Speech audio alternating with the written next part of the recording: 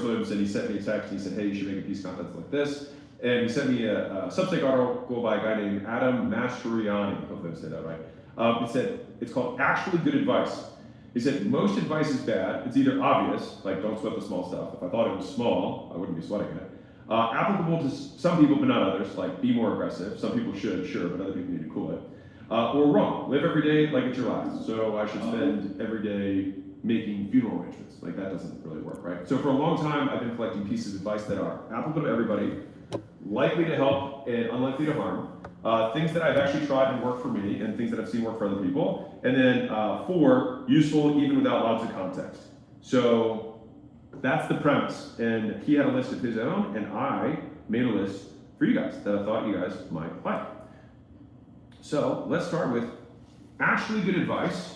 Number 1, compliment people when they don't think that they can hear you. All right, so for example, if you have a waiter who comes over and they're doing a great job, you can say, hey, you're doing a great job. But it's way more valuable to wait till they turn away, wait till they go like 1 or 2 tables and be like, wasn't that waiter awesome? They've been on top of everything today, right? Like that, if they can hear you, but they don't think that you can hear, that they can hear you, then the compliment actually hits like way harder. This also applies for like if you get out of an elevator and someone walks out and the doors are closing and they're walking away, you're like, that guy was the nicest guy. So if you want a compliment to like really hit, try it when you don't think that they think that you can hear them.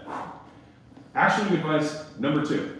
When you're dieting, try to eat foods that you have to cut and chew. And on the flip side, when you're trying to gain weight, eat foods that you can drink or eat with a spoon. So like cutting a steak in a salad, it just takes longer. And it's like literally the same calories of a steak, ground up, you can eat in like 2 seconds versus chewing and cutting the whole way. We good? The audio is a little weird. A little janky? Yeah. You got a little janky audio? You plugged in?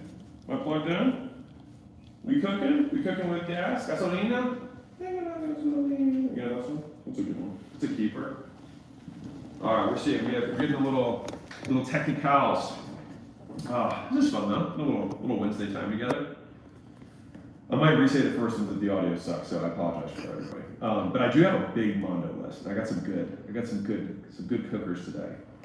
I spent like some decent time on this list because I was like, what is actually really tactical advice that applies to anyone, does no harm? It was like a really good, what do you call it, razor or filter for the advice. I'm curious what you guys, if you guys have any of that, feel free to drop it in the chat. We're going this way? Yeah, I'm bringing it to you. All right, bring it to me. This is fancy. High tech. Oh, I was like, you're not gonna hold it the whole time, dude. No. Well, I'm holding it the whole time. I guess that will be horrible. All right, we'll do it. So, while he does that, I will read you guys number 3. How's that? If you want someone to say yes, ask people no-based questions. So, for example, would it be crazy if I asked for your number? Would you be totally against going out to dinner tonight? And so the reason it works so well is that people feel safer when they say no. Never Split the Difference, Chris Voss was the first person I heard this from. And it was one of those things that I was like, oh, this is something that I do but didn't name. And so to be clear, it's not like you have this ultimate cheat code that people are gonna say yes to or no to say yes, like every time you do it. But it's like right when you have those questions that are like kind of like right on the edge, where it's a little bit of an ask, but not like, like, hey, would you be opposed to giving me your home? It's like, yeah, no, of course no one's gonna say yes to that. But it's like right when you're right on the edge of like something they might say yes to, that's where I think having a no-based question is like the perfect setting for it. Let's see here. Actually, good advice number 4. When you're nervous to give a talk or have a conversation, just tell yourself that you're not nervous, you're excited. For whatever reason, the first time I heard this, I was like, that is incredibly useful. And as somebody who like talks a lot in public and has a lot of high stakes situations, just saying like, oh, I am source. I am not the thing that things are happening to. I am the thing that is happening to everything else. I am excited. I am not reactive and being nervous. And so just a small frame that's helped me out a lot. Can I hand this to you or am I on this whole time? Okay. Look at this way, look at this way. This way. This way. All right, cool.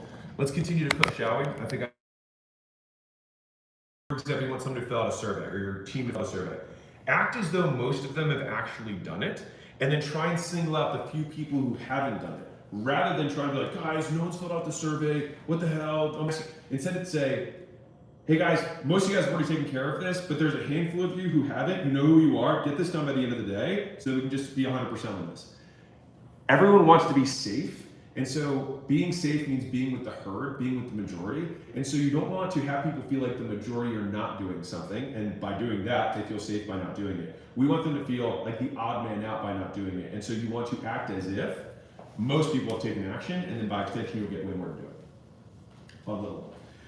Actually, good advice number 6. Accept that you will not be able to respond to every DM, text, call, or email, and you have to feel zero guilt, because it is a physical impossibility with scale. So let me explain. It is an option, not an obligation, because a message is an inbound bid for time, all right? So unlimited people can ask you for your time, and you only have a fixed amount of it. And so it is basically a form of social norm budgeting, right? You have a social budget of how much energy or time or whatever, and you have to budget a certain amount of it, and you have unlimited inbound requests, and you have to be willing to just say, I'm not gonna respond. Actually, good advice number 7. If you want to end a friendship without confrontation, use a forced fizzle. Slow down response times to emails and texts and calls, response rates, with people that you want to not have a relationship with.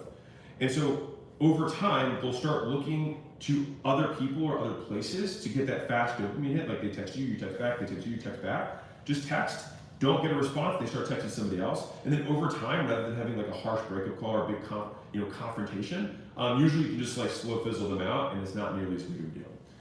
Actually, good advice number 8. When shaking hands, to have a firm handshake without looking like you're trying to crush the other person's hand, try to sink your webbing deeper into their hand. Because what happens is, if you try and squeeze hard here, it crushes the person's knuckles, it feels really aggressive. If you squeeze hard here, all right, I gotta show this way, here we go. If you squeeze hard here, you're crushing their knuckles. If you sink the webbing, and you kind of like have your hand almost at the wrist, you can squeeze as hard as you want, it doesn't hurt. And so if you want to have a firm grip that doesn't look like you're being a dick, just sink the webbing before you squeeze. Just a little hack that I got from my dad. Actually, good advice number 9. If you're gonna meet a bunch of new people, bring a pack of gum. Hear me out. When you open it up, ask every person individually if they want a piece of gum. And it's one of the cheapest ways of building reciprocity in a new environment. This works especially well for kids, but especially when basically one gums pack worth of people that you're getting into. If you go to a 100-person concert, maybe not a good idea. But if you're going to a room where you're gonna 10, 15 new people, having that also, 1, you're the first person to give. Number 2, everybody has good breath, so it just makes everybody's life a lot better. Actually, good advice, I think number 11. To make sure meetings aren't a waste of time, just finish every meeting with who, what, when. As in, you cannot get off the meeting without saying who is going to do what by when, and it just completely consolidates what the hell did we just talk about, and make sure that we have action items that we can actually leave with. It's something that I've done for years and worked really, really well. Actually, good advice number 12. If you're ever going to say that you're good at something, and you want people to believe you, because sometimes you don't have somebody else who can gas you up, you kind of have to let people know. List the things that you're bad at first. Right? And then they'll actually believe the thing that you say you're good at. So for example, if I say like, hey, I don't shower as much as I should, I've got a bum hip, I eat more dessert than most people would consider healthy, I waited longer to have kids than I probably should have, but over the years I learned to make ads that sell better than most people, the likelihood they believe the last statement is significantly higher if you say things that are true and damaging beforehand. I can't tell you how incredibly powerful this is in copy. For persuasion, if you're going to make a claim, you don't just make the claim and have proof, that's good too, but you become more relatable and likable by also saying all the things that you're not good at as well. Actually, good advice, I think number 13. So if you want something, don't ask if someone can do it. Ask what it would take. So for example, if I say, hey, can we get 5 videos edited by Friday? I'm going to get a yes or no question or answer without any context. But if I say, what would it take for us to get 5 videos edited by Friday? I'm going to get the answer to that question with the assumption that the 5 is going to happen, and then I get to choose whether the price is worth it to me. And so that person might say, hey, I have to deprioritize the other 2 things, or I have to skip 2 meetings, or I might not be able to do the offsite. And I might say at that point, yeah, that's totally worth it. But if I just ask the question, can you get me 5 videos by Friday? They might say no, and then make the assumption that they basically make the decision for you with their calculus of your priorities without giving you context on how they're making the decision. And so I have found it to be a far more effective question to just say what I want and what it would take, and then I get to determine based on what they give me is whether or not it's worth it. I cannot tell you how incredibly valuable this is. What would it take to insert the thing you want, rather than can you or could we insert the thing? Actually good advice, number 15. If it's your first time on stage, opt for a lapel mic. Where is it? There you go. Opt for a lapel mic or a headset. My preference is headset, and I'll explain why in a second. Because if you use your hands to talk, a handheld mic will either make you feel handcuffed because you're like, oh shoot, I have to use this like one hand over here if you're used to using both hands. But also, if you do use your hand, now the mic's getting further away from you. And it's just one of those things that if you've never really spoken on stage or you don't do it that often, it can just be unnecessarily distracting for no reason. And so I would say my favorite is the headset, because then when you talk and you move your head, you'll sound the same. If you have it on one side with a lapel, sometimes when you talk this way, the sound volume goes down. So my preference is headset first, underneath of that is lapel, underneath of that would be handheld. So just a little pro tip. Actually good advice number 16. If you are very poor or very rich or anywhere in between, a one-page letter of heartfelt appreciation will do more than a gift that sparkles or shines to a loved one. If you can afford to do both, even better. But sparkles without a note does not hit nearly as hard as a note without sparkles. So just something that I have learned as somebody who has means to give things, the thing that the people that I care the most about want the most from me is my time and attention. And so me actually taking the time to write a one page, and I actually type, and I think people have been fine with that. I actually just type out my letters to people that I care about, like Layla. And she has kept every letter that I've written her over the years for birthdays, anniversaries, whatever. And it's funny because like I've given her plenty of gifts that I'm sure she has thrown away, but she has kept every one of those letters. So I think to me that's like, you don't need to have money to give an amazing gift. Actually good advice number, I think 17. If you want to be less emotionally stressed, clean your physical environment. All right, so that means your room, your car, your desk, your desktop, your inbox, your phone inbox, like for texts. Literally clean everything around you. And what's crazy about it is that like your actual mental noise will go down. So like if you are ever emotionally stressed, clean, including, this is crazy, shower. Because grooming is actually a cross-species decreasing activity for cortisol. So like animals, they groom themselves when they're stressed. Right? That's why when an animal is really stressed out, it like starts picking at itself and then tell them that they have nothing. Like it's hyper, like going overboard there. But the idea is that like we as humans and mammals at least, when we groom, we de-stress. And a version of that is cleaning your environment. So just a fun one I found out. Actually good advice number 18. If you have shoulder pain while sitting at a desk, which I know firsthand a lot about, lower your desk to your lap. So look at this. So if I'm writing, we just moved this up, but I want this to be right on my lap, as low as here as I possibly can. And you want to have a sideways mouse, recommend, and you want your thing to be at eye level. I spent probably $20,000 on PT and a bunch of crazy stuff, and this solved all my shoulder pain, and I could sit for way longer in like a week. And so this was probably, it's like $100, a few $100 for setup. It costs less than a package of physical therapy, I'll say that. Highly recommend. So lower the desk, get a sideways mouse, and have something that you can see eye level for your screen. Cannot recommend it enough. Actually good advice number 19. Learn to sleep with earplugs, for the love of God. It takes 3 to 5 days for your ears to like get desensitized, because sometimes your ears will be kind of sore when you do it. I know because that's what it was for me when I started. But as soon as you can do that, you can literally sleep anywhere. So if I go with Layla, and Layla doesn't sleep with earplugs, and we're like at a hotel in a different city and it's like downtown for some reason and there's just like the bars that are open until 2 a.m., that can be really annoying. I can't hear shit. So I pass out in seconds. And so it is one of those things, like if you can just get through the first 3 to 5 days, you instantly give yourself improved sleep for the rest of your life. Like if you think about sleep as one of the biggest levers on longevity and health and everything, if you have one habit that costs you basically nothing to learn how to do in 3 to 5 days, like I can't imagine a higher ROI thing to do. Actually good advice number 20. If you can't breathe while sleeping, as someone who deals with that, you can actually fall asleep on your hand. I learned this in 8th grade, like this, and you don't actually have to actively open up your, you can fall asleep on your hand. And so when you do it like that, you don't have to actively keep anything open, but it actually stays open the whole time. And that was actually what I did before I even had, no strips or anything like that. And I did that for years. And so if you are one of those people, it's basically, it'll open up more than anything you've got. It's just a habit that you can learn how to do. And that's how I was able to learn how to sleep. I've had like 2 nose surgeries and it's been really hard for me to breathe. So pro tip. Actually good advice, I think number 21. If you can't, when you're looking for a sales leader on a team, prioritize the person who is the best human rather than the best salesperson. So if you take the person who's the best at the job, and this goes for any role, sometimes you'll lose their production.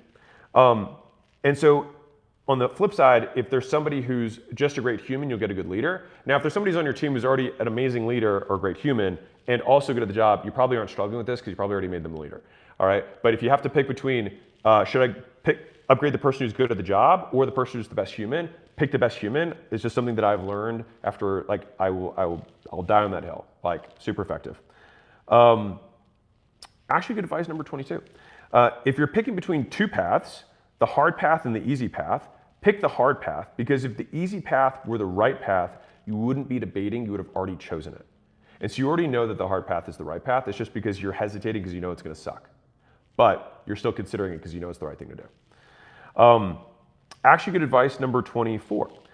Read the first chapter of a book to decide whether it's worth reading. So I used to guilt myself into trying to continue to finish books because like I'm a finisher, like I finish what I start. But I then had to think, oh, not all content is worth consuming. Like we happily abandon a YouTube video, but we won't happily abandon a book, or we feel guilty like it's this half-open thing.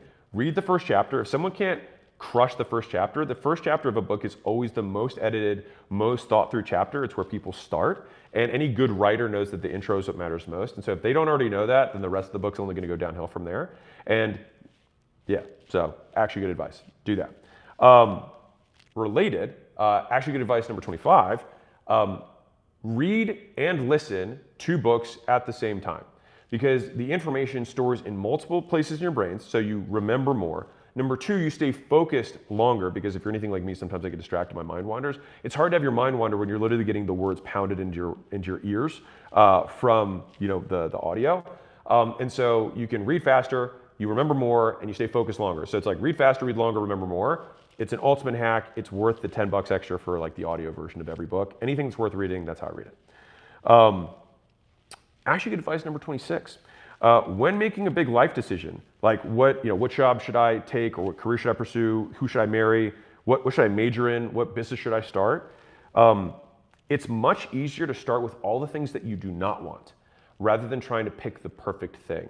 Because it's almost like saying, what is your favorite flavor of jam? And here's 100 of them. It's incredibly hard to pick. But if you said, well, I don't like berries, I don't like cantaloupes, I don't know, whatever. Jam's probably, I don't know enough about fruit jam, but the idea is there's enough filters. I could say, like, for a business, it's like, do I want to be in person, do I want to be remote? Do I want to be the person selling, or do I want a checkout page? Do I want to sell physical products, or do I want to sell services, right? Like very quickly, you can just see the world just chunk down. And so most people try to boil the ocean. It's an impossible task. And so what ends up happening is that you never actually make the decision because there's too many decisions to make. And so you basically want to limit the amount of decisions you make by just basically adding filters. It's just like going to a web page and having 1,200 products. The first thing they're going to give you is a filter, right? And so you have to filter decisions the same way. Yeah, otherwise you'll just be too paralyzed and never actually choose. Actually, good advice number 28. If you have to tell someone bad news, get them to brace first. So tell them that it's going to suck, or that this is not going to be a fun conversation. It helps them emotionally brace before you deliver the news, and it'll decrease the pain, literally, that they experience and the potential wild reactions that you likely would like to avoid. And this goes double for firing, breakups, or anything where you're the bearer of bad news. Like, they teach physicians who have to deliver bad news how to get the family to like brace for the bad news before they deliver it.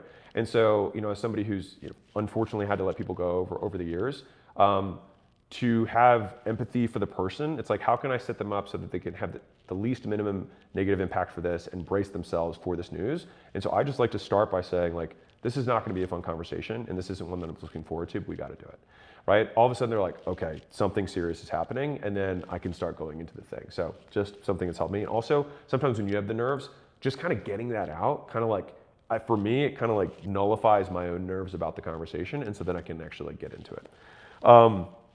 Actually, good advice number 29. If you're choosing a spouse, find one who pushes you to be the best version of you rather than the most comfortable version of you. Right? There's a version of you that's the minimum amount of change from your current state. Obviously, you can do whatever the hell you want. My recommendation. I think that if you find someone who pushes you to be better, at the end of your life, you won't regret it. So those were just a handful of actually good pieces of advice that served me well. And so hopefully they serve you well as they have served me. And I hope you enjoyed that. And so yeah, let's, shall we do some preguntas? And what's respuestas? Preguntas y respuestas. Is it P and R in Spanish? For all my Espanol speakers, is it Q&A or do you see like P and R? Is it preguntas y respuestas? This is very important stuff that we're covering right now. Please let me know in the chat. I would be very, very curious to know that. Okay, so a couple things. Let's dive in. Sales question. How to get the information out of prospects without feeling like an interrogation? You have to know how to dig for pain. Now, prospects who give you surface level answers are not going to buy because you have not agitated the pain, or said differently, you have to motivate them enough to take action. And so the way to do that is whenever someone gives you a surface level answer, start with, can you give me an example? Hey, why do you think the business isn't growing as fast as you want? Don't have enough leads right now. Can you give me an example? Well, last week we got, 10 leads. Okay, well, how many leads do you normally get? 15. Okay, tell me more about that. That's the second statement. And so you need to alternate between, can you give me an example of that? And tell me more about that. And so you can literally go back and forth between, can you give me an example? Tell me more about that. Can you give me an example? Tell me more about that. And you'll just dig deeper and deeper until you get the actual kernel that you need that relates back to the product you sell. And you're like, boom, I got it. And so you can just stay in that lane without pissing the person off, because believe it or not, people love to just talk about themselves. And so asking them to give examples or tell me more. And also, if you want the 201 version of sales, when you tell someone to tell you more, it is a command. So there's an assumptive frame of authority that is built into the statement. So little 201 sales hack for you. Let's do a theme for today for the Q&As, which I forgot to do. You know what? I tried to program this. Hold on. I programmed a little vibe coded thing for, let's see here. I vibe coded this puppy. Let's see if this zooms in. All right, we're spinning the wheel. Let's see what the theme of today will be. Cash flow. All right, cash flow is our theme of the day. Any questions about cash flow, how to improve it, how to destroy it? I don't know why you would destroy cash flow, but hey, it's America, you can do what you want. And yeah, anything in between. In the meantime, Droken. I'm not sure which path to take, advice on how to decide. I got nothing to lose and I need to make money for my sister's surgery. I don't care about money and myself. I don't want money, I just need it. I mean, that is wide as fuck in terms of a question.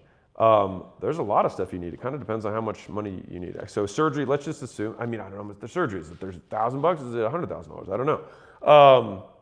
Because that depends. Because if it's let's say if you need to make call it $0 to $2,000, you could probably just drive Uber as many hours as humanly possible and just get that done with basically no risk, and you just literally straight trade time for money. Number one. Number two, you can ask at work if you have a job, is there a side project that I could take on in exchange for this thing? And I would tell them, I'm trying to pay for my sister's surgery. I'm not asking for a handout. I would like to know what I can do to go above and beyond that would actually make the business this much money. That would be worth it. Number three, you can't ask for advance. That's a little bit iffy. It depends on your tenure of the business. If someone had been with me for 4 or 5 years and they had a thing that was happening, I'd be probably happy to do it. If someone's been with me for 4 or 5 months, probably not, right? The next thing is, if you are a business owner, there are 3 sources of fast cash. Number one is getting prepayments from existing customers. So getting people to prepay for future services. So you say, hey, I've been working with you every month. Can you pay for the next 2 or 3 months at a time? I'll give you a small discount. That's way one. Way two is you reach out to past customers and say, hey, you used to work with me. You spent $500 with me. I'll give you all of that $500 as credit towards my other thing. You can use the email subject headline, I owe you money. And it's basically that I owe you money towards the amount that you spent toward the new thing. Let's say it's a $3,000 thing. So it's a way to upsell and get the conversation going to a much bigger package. That's number two. Number three is you can hit up your entire list of all prospects, current and old, with a giveaway offer or a buy X get Y free offer. Meaning, hey, buy 6 months, get 6 months, or something that I like to do, which is like ultra high end, very limited, which is one-on-one, work with me if you have any kind of service that you can do, or the most skilled person at your service for a year. And the deal is I can only take on 5 customers and you have to prepay, right? And so those are the ones that, like, if you have to make money, it's the best way that I've seen work in a short period of time. Useful? Okay. Venkatraman Padmanabhan. That was word for word. That was exactly what the name was. I could not make that up. I wouldn't even know how to make that up. What is cash flow in simple terms? It's the amount of money from month to month. So let's say your bank account starts at $100 and it ends at $300. Then your cash flow is $200, which is the amount of, so a normal business. So if you've ever heard of cash-based accounting, in a cash-based accounting system, which is you just, when money comes in, you count it as revenue, period. You don't think about like when you deliver stuff. Like if I sell someone a 6 months of service and they prepay $10,000 a day for the whole 6 months, I count all $10,000 a day as revenue. That's in a cash-based accounting. And so your cash flow is basically the difference between the cash that comes in and your expenses that go out. The difference there, the amount of net free cash that comes out of the business, that's your cash flow. How to have cash flow from Hank here. I think the definition actually explains how to do it. Have more money that comes in than money goes out. When is it appropriate to expect cash flow from day zero? Really good question. It depends majorly on the business. And so this is actually one of the really important things in terms of business opportunity selection. And so like if you're getting into a business, let's say it's construction, you're going to be in a cash constrained business. If you're getting into e-commerce where you have to buy inventory constantly, and if you're growing quickly, all the profit that you're making, you have to go to buy even more inventory so you can grow. That's going to be a cash constrained business. If you have software, typically also a cash constrained business, especially in the early days, because it costs a lot of money to start. You have no product, and you just have to front cost, so money goes out, no money coming in, to get developers to build you a thing that you can then ultimately start selling. All of those situations are low cash flow. I would say the highest cash flow situations are each of those businesses I just described, when they're at scale, can produce more cash flow. But a service business is the easiest to start that day one can produce cash flow, because especially if it's just you starting out, your cost is your food and your rent basically. And then everything on top of that is basically profit if you're the one doing the work. And so the highest cash flow business you can do in the beginning is going to be you selling your time for money. All right. Yeah, this is really interesting. This was top of mind for me. No one is doing as well as you think they are. But you are not doing as well as they think you are, which means that you're doing better than you think you are, but not as good as everyone else thinks you are. Which also means that if you're somebody who's status driven, your status in other people's eyes is actually slightly above what you think it is if you're doing anything remotely good. And so it's just a very interesting paradigm that I've been thinking about a lot, because if you try to live your life through other people's eyes, it actually is more rose-colored, because everybody else's lives are more rose-colored through your own eyes.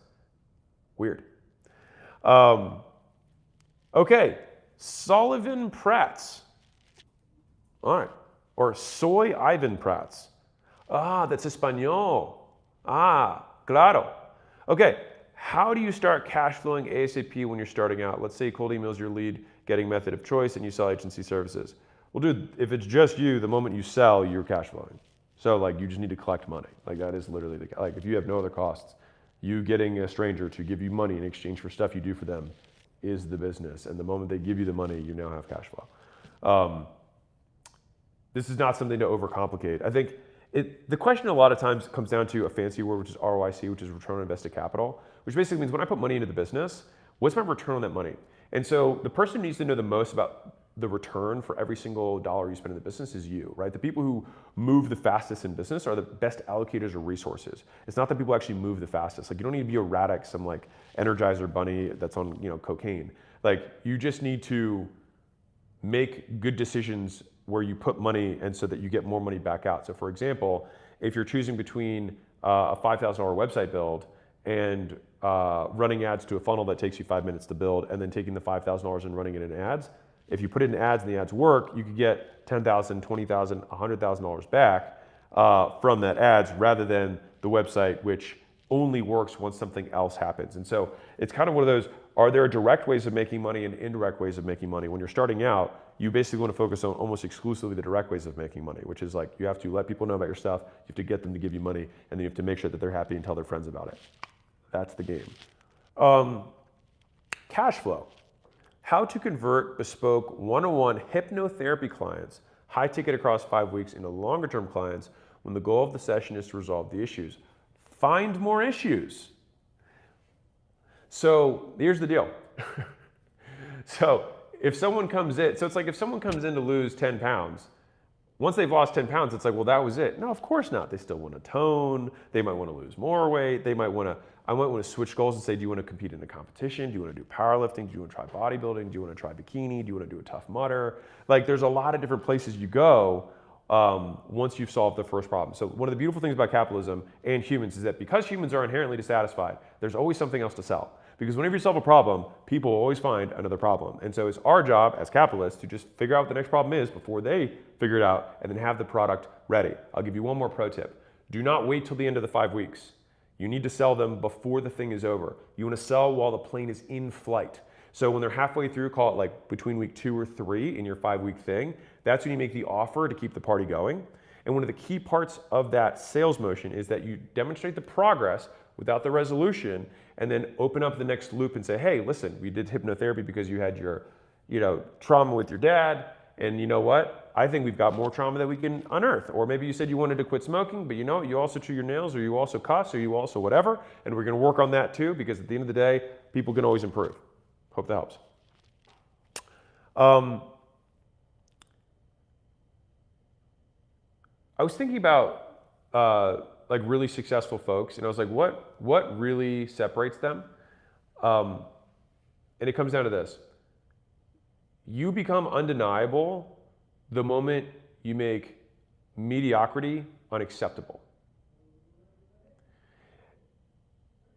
And I think the reason that that's so important is that you need to have higher standards than your customers do for your service, which is incredibly difficult because customers will always want more. If you can deliver something in an hour, they'll then think that any time it's not an hour, it's bad, and they'll want 45 minutes. And so one of the things that I love about Jeff Bezos is that he always tries to make bets on things that he knows will not change, which is that humans will always want everything immediately, fast, easy, and free. And so these are the elements of the value equation. How do I make something faster? How do I make it easier? How do I make it guaranteed? Right? And how do I make the outcome as big, as amazing as possible? And so we always have these hypothetical ideals that we're never actually going to accomplish because we are not some sort of gods. We just do our absolute best towards working towards those ideals. But in order to work towards those ideals, it means you cannot be satisfied with the existing, which means you have to have your standards be higher than your customers, which is always raising, which means that you have to make mediocrity unacceptable. And that is when, if you have your standards higher than everyone else's, I promise you will win. Too Good Tech YouTuber here. What up? I started 6 months ago and basically already grinding sponsorships, which is badass. Congrats. Should I promote my vids if revenue is the goal? I just want a yacht. Should I promote my videos if revenue is the goal? I don't actually know what that means. I want to answer your question. I think sponsorships is good. Selling more sponsorships is a great idea.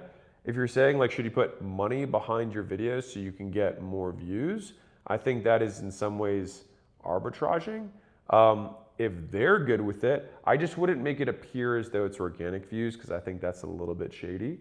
So as long as you state the facts, tell the truth of because they're paying you a certain amount because they're assuming it's warm views. They could also just spend money on ads, but they want, I'm guessing, because their strategy, they want these endorsements. And so you could say like, hey, I'm going to boost it. And with these boosts, I want some percentage or whatever. And I think that's fine.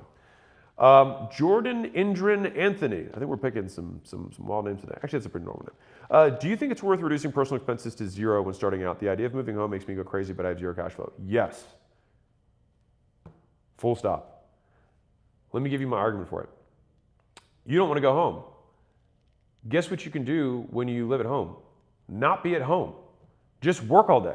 So if you don't want to be at home, it'll give you an excuse to not be at home so you can work all day and then sleep there. and not pay anything. And if you're not going to be doing anything, like if you're not going to be really doing any like showing off of your place or having house parties or whatever the hell people do with their pads, and if it's just you and you're not married, you don't have a kid, then absolutely, I think restricting all of the expenses so that you can go super aggressive on the offense is a great idea.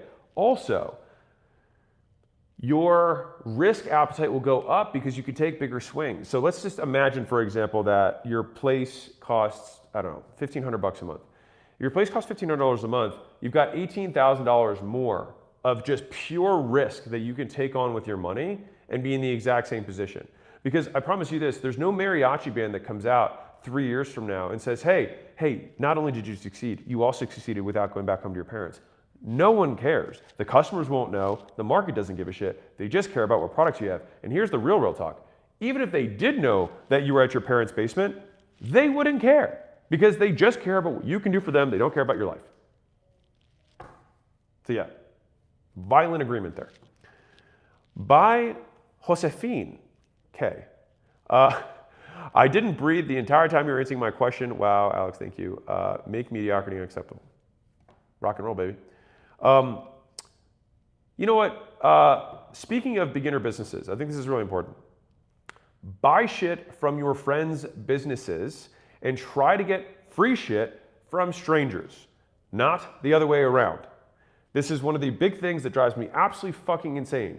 People try to get free shit from their friends who are starting businesses and then they buy shit from strangers' businesses. Reverse it. Try to support the business. Like the best thing you can possibly do is give them money, take the product, leave a review. And if you really are good friends and they don't have a high ego, give them good feedback on the product and tell them what could be better. Right now, only do that part if they ask for it. All right, because otherwise they might get weird about it because some people, treat their products like their kids. They don't want criticism, fine.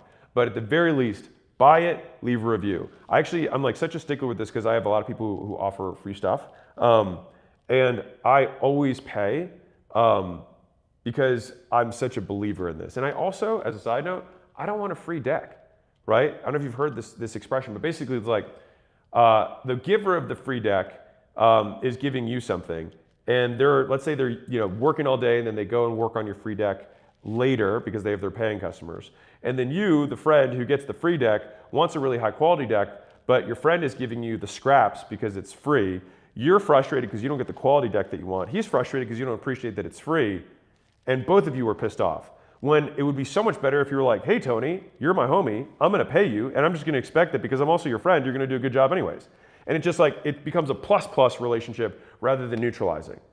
Can't be more aggressive about that one. Might need some more Nicorette. I agree.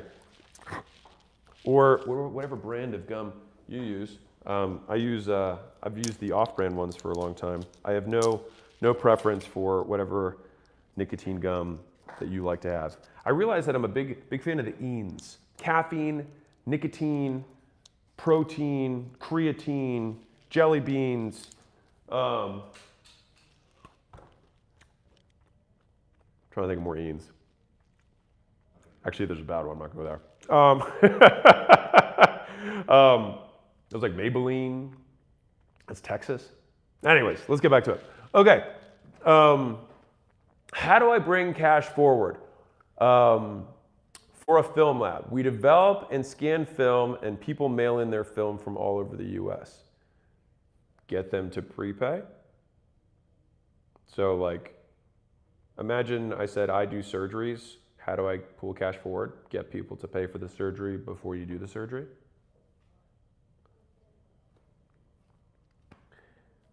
I don't know, that feels pretty straightforward.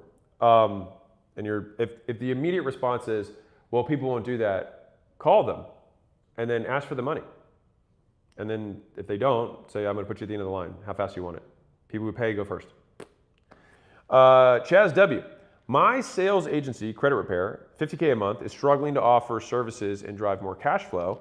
After our process is done, we are thinking about driving clients towards lending and affiliates. I don't think it's a bad idea. That's actually fairly common in the world that you're in. And to be clear, there are some businesses that are relatively inherently transactional, and so it's like it's a big one-time thing, and it's kind of it. Having affiliate relationships with the other types of businesses, I think, is wise. I think starting those businesses is a very big endeavor that I wouldn't recommend you do, especially at the size that you're at. And so, yeah, I think basically creating good partnership relationships with other people can extend the LTV and give you free cash flow.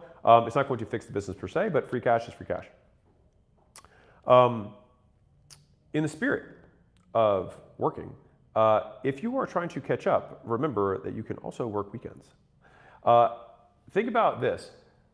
104 out of 365 days. That's a lot of days, right? Those are just the weekends, plus 11 for federal holidays.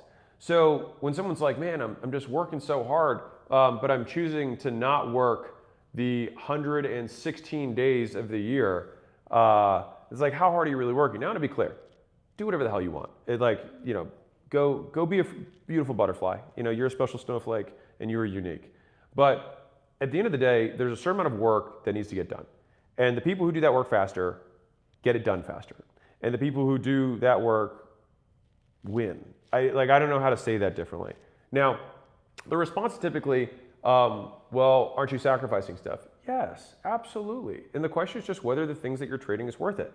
I'm encouraging you, if you're not doing other stuff and you're just wasting time smoking weed, watching Netflix, that yeah, I think you'll be significantly better off staying productive and working. If you're like, oh, Alex, I can't believe you said that I shouldn't spend my time with my newborn child.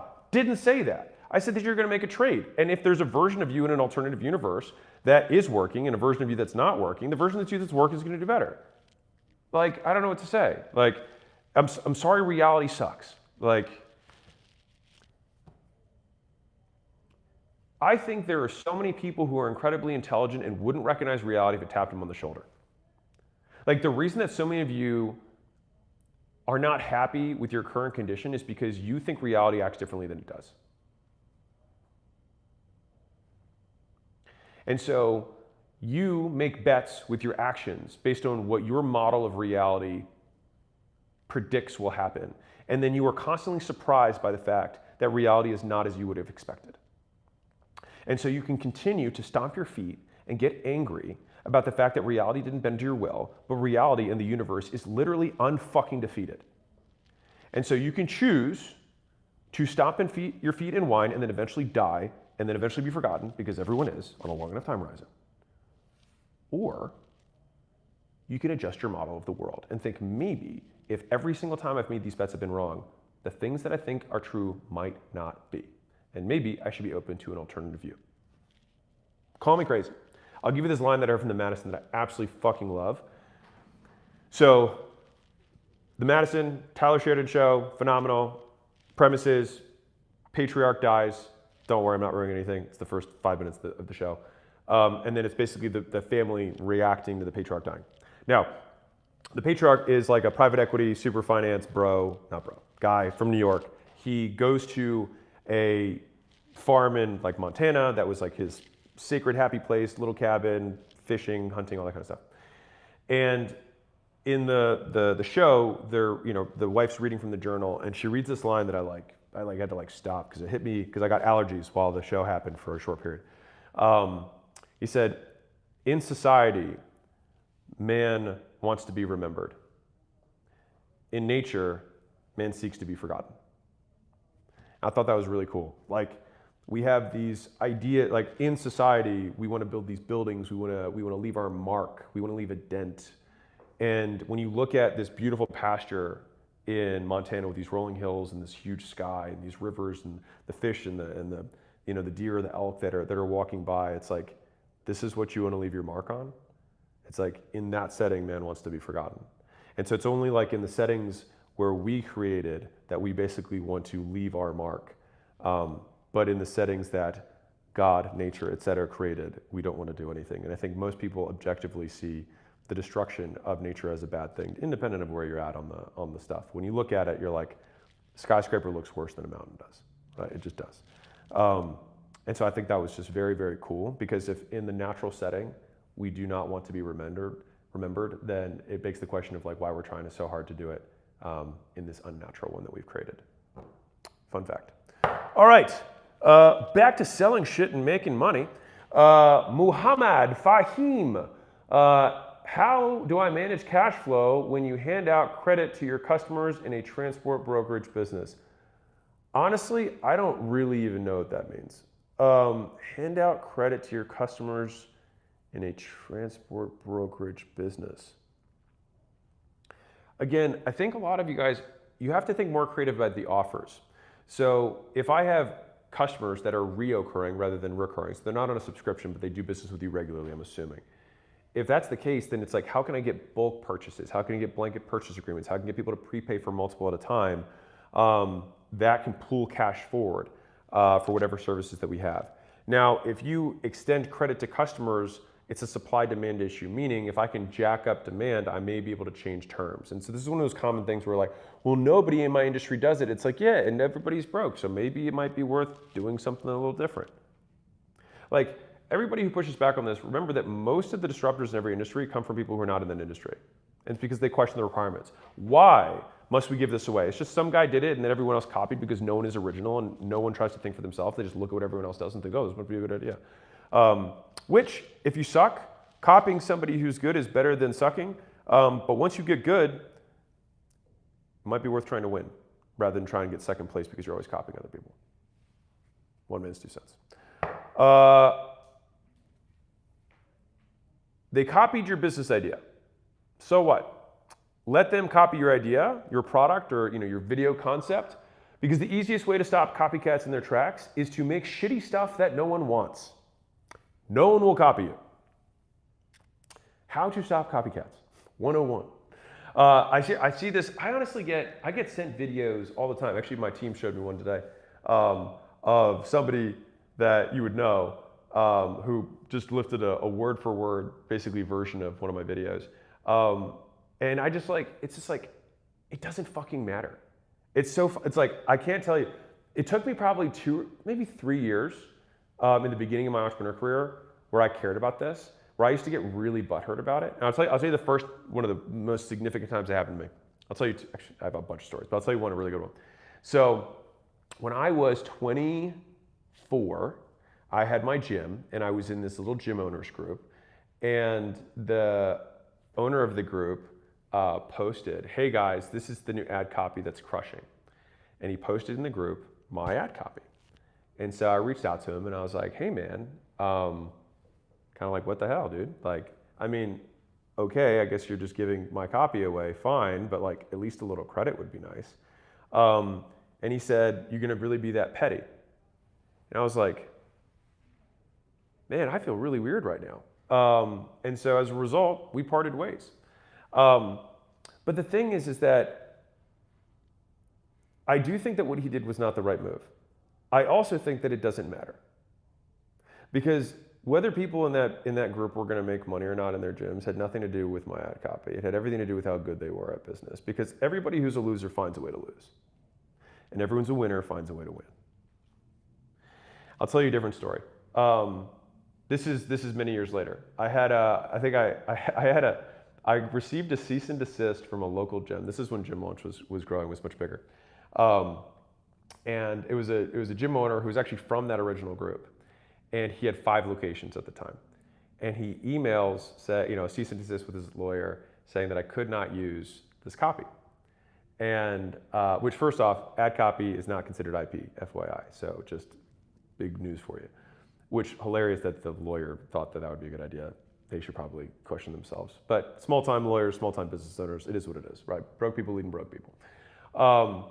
I responded back with a screenshot of my first use case of the ad copy because I wrote the fucking copy.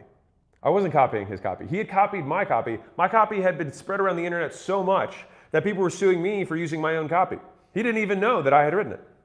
And so I got one of my all-time favorite emails ever, which was the attorney apologized to me for his client sending the cease and desist because obviously he didn't write it.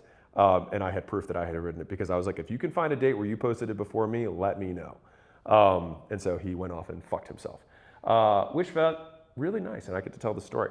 But the point is this, is that like, you are either source or you are looking at the source. Two people can't be source. It is what it is. Either you are the wellspring of the actions that you're taking, or you're looking at someone else and trying to make a bastardized diet version of what they're doing. Like, And for me, whenever you copy, you concede first place. And to be clear, first place isn't for everyone. Basically, every other position on the board besides first place is for most people.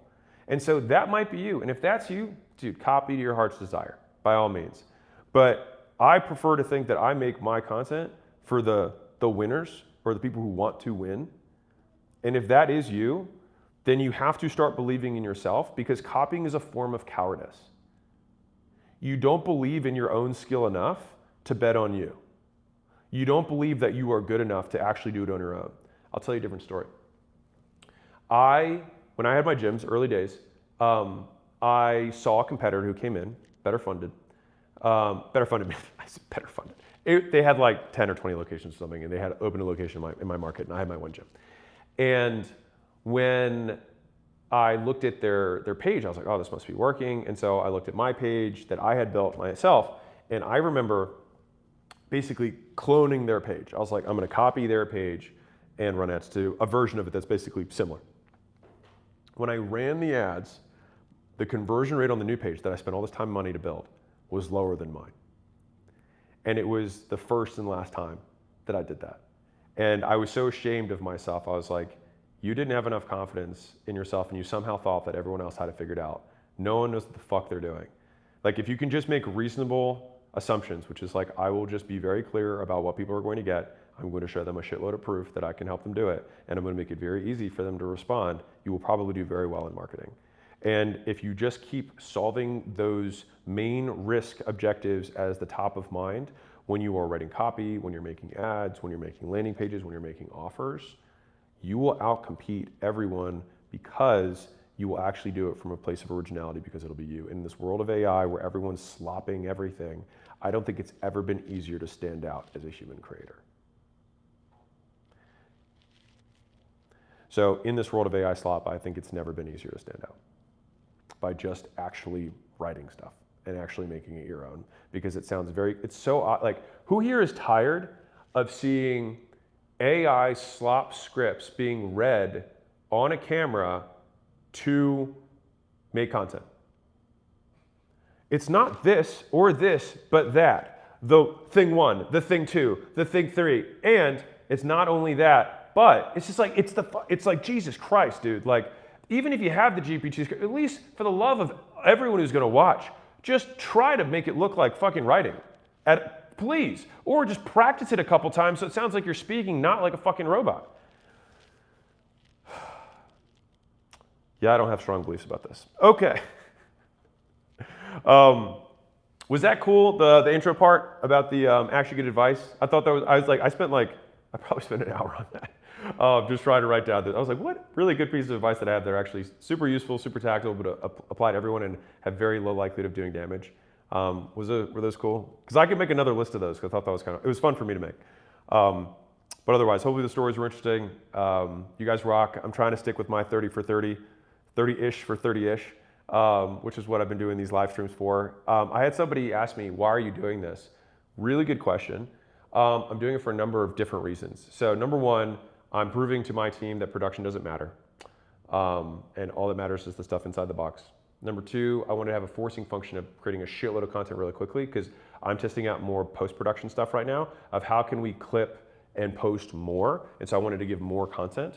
Number three, I prefer the style of making content rather than, like, there's nothing that drains my soul more than a teleprompter. And to be clear, if those of you are curious, I've never, I don't read scripts. I want to kill myself. I just feel like a monkey with a tambourine, and it drives me fucking nuts. So if I am going to read from a teleprompter, it is basically just the bullets that I've already pre-written. So there's no kind of like talking points that I'm going to hit. It also makes better videos. So just a little pro tip for anyone, like, once you learn how to talk a little bit better, just having bullets, like bullet example. And the example for me will be like, John's story at car wash. And then I'll be like, oh yeah. So anyways, I was with the car wash. And so that's how I make my content. And you guys are seeing it real time. And I also have this belief, so I guess fifth reason, is that I think time on brand is a thing. And I think the imperfect moments in between is where people get to feel like they know you. And I think that no matter how hard I try, because things have to be edited and cut and clipped, you're always going to get a a less than real life version, obviously, but I think streaming and doing these lives is like at least one step closer to reality than the stuff that's kind of more curated and polished. So, my 2 cents. You guys rock. Happy hump day. Hope you guys slay your dreams. I don't know, slaying dreams. You don't want to slay your dreams. Slay your nightmares and then accomplish your dreams. How about that? Otherwise, bye.